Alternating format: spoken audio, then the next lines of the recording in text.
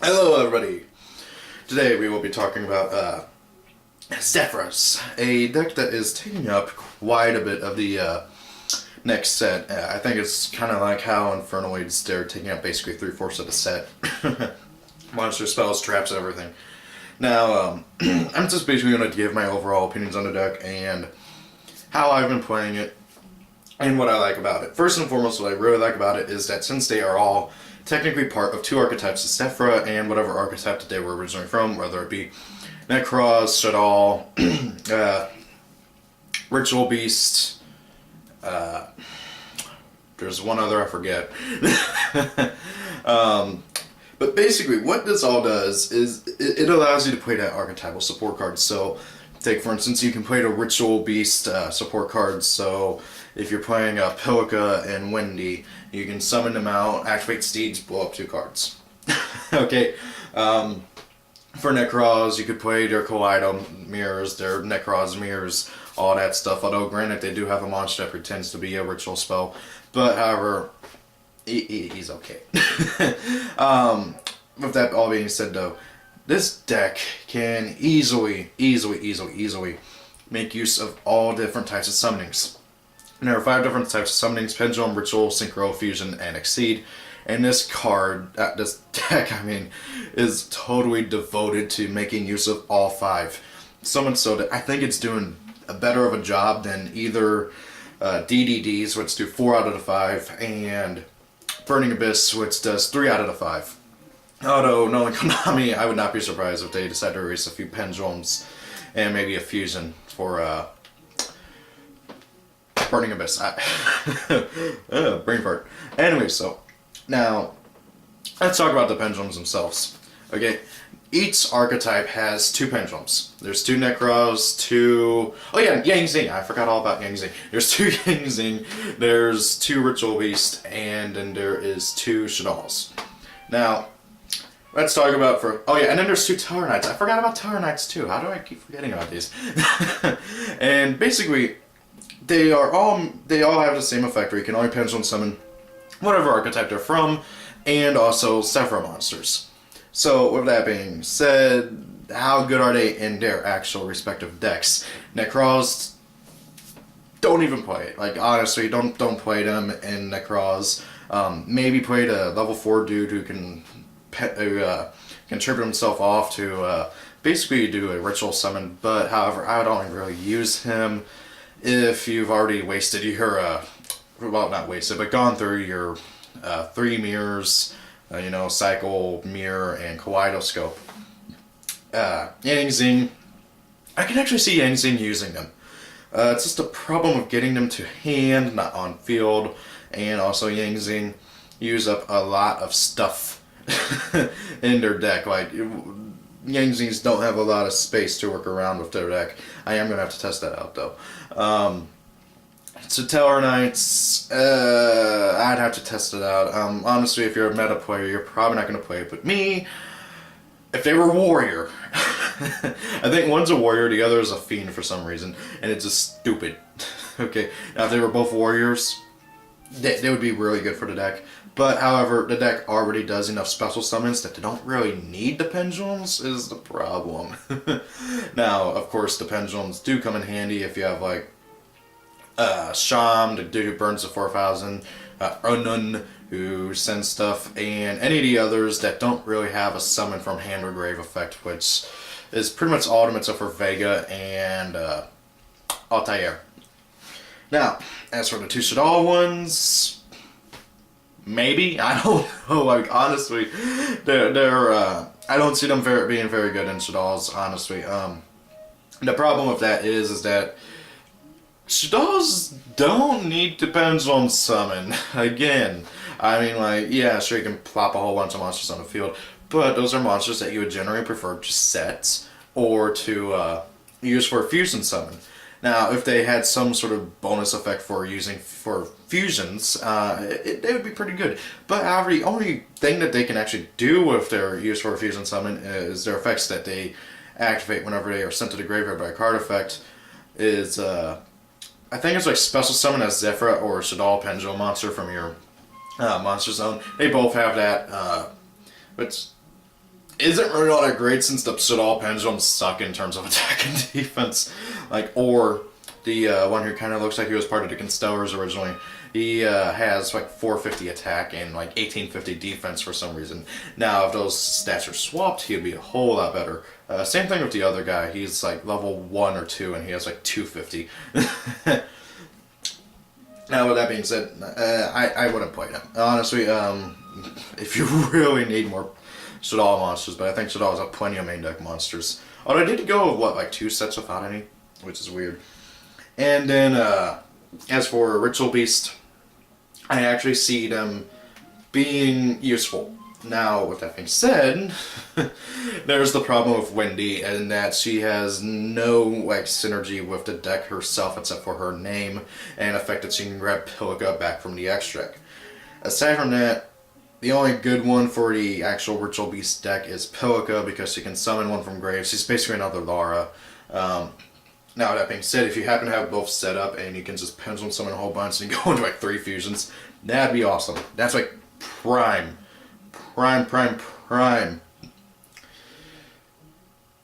Perfect.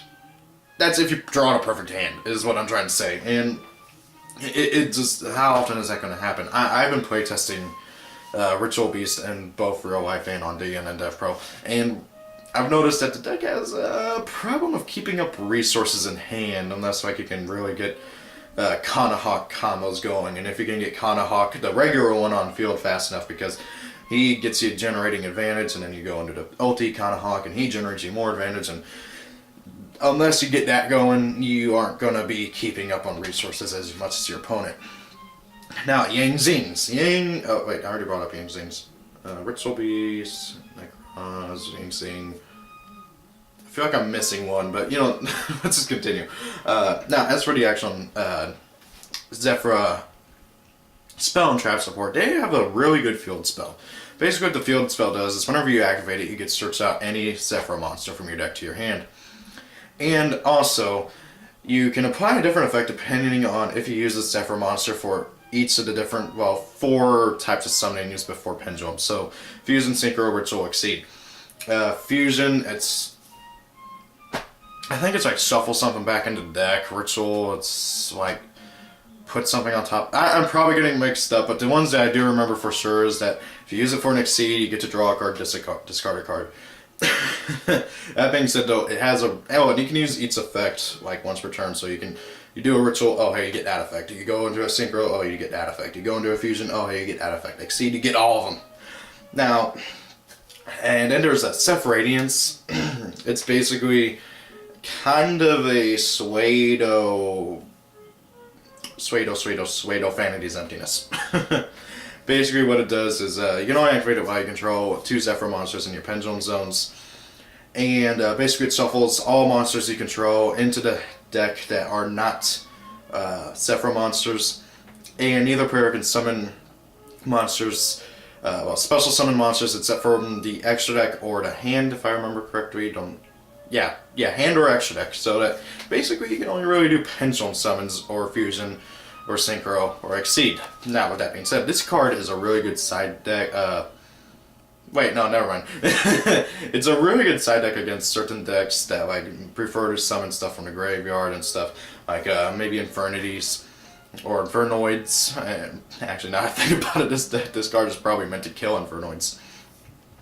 And then if basically a Pendulum monster in your Pendulum zone is destroyed, it gets destroyed.